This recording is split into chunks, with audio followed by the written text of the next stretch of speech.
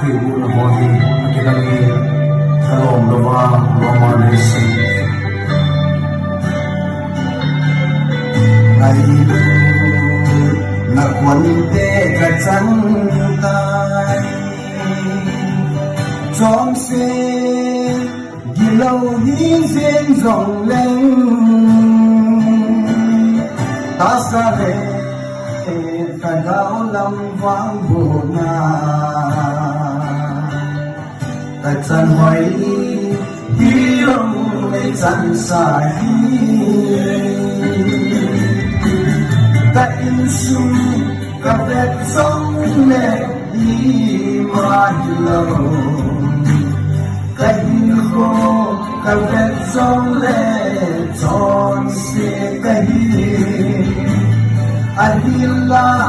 ibang loma ni ngay luhi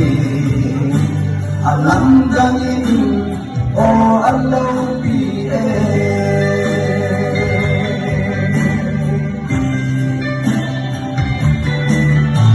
tano lova lo may siu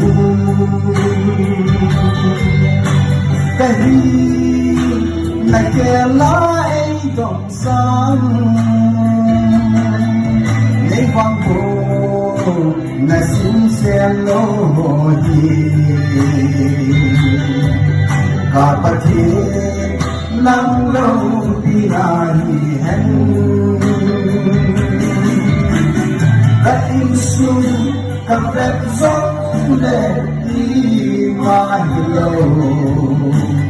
đã in khô cả vết sông lệ tròn xe cây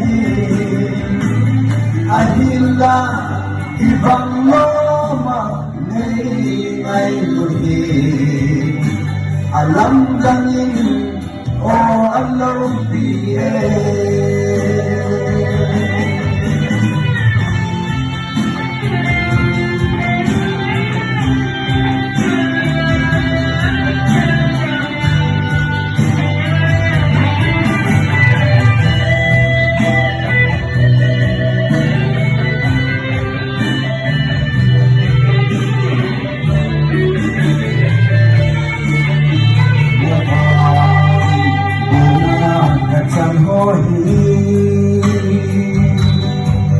Kami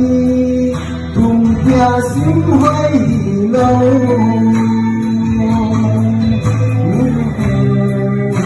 Nilong si Ho Chu